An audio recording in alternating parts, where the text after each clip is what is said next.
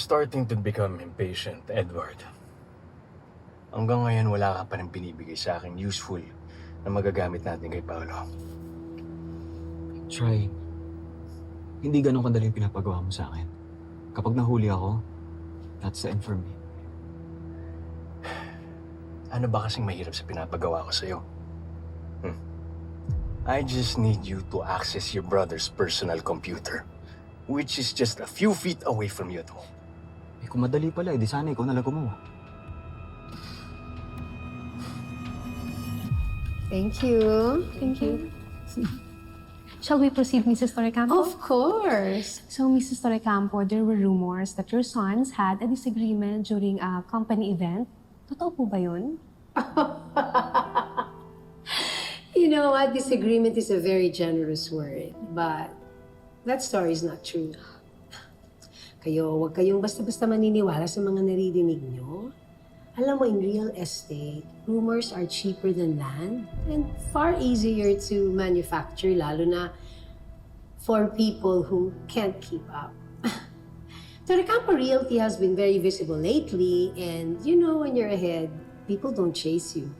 They throw stones and hope it sticks. But for now, why don't we talk about something worth printing? As I've introduced to you before, this is Mrs. Bautista, ang head ng SPED school namin kung saan ako magko-conduct ng outreach project. Yes, Madam Regina.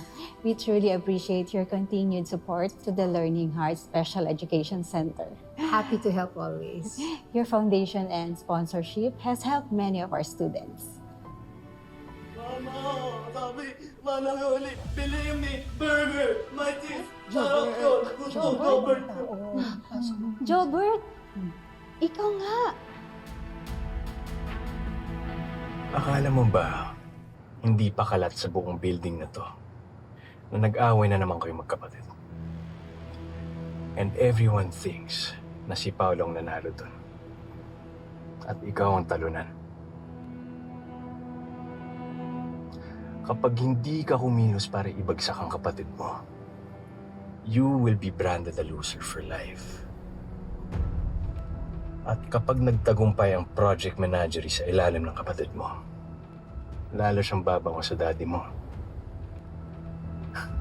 At ikaw, sa tingin mong mangyari? Lalo kang liliit sa paningin ng mga tao. Yan bang gusto mo?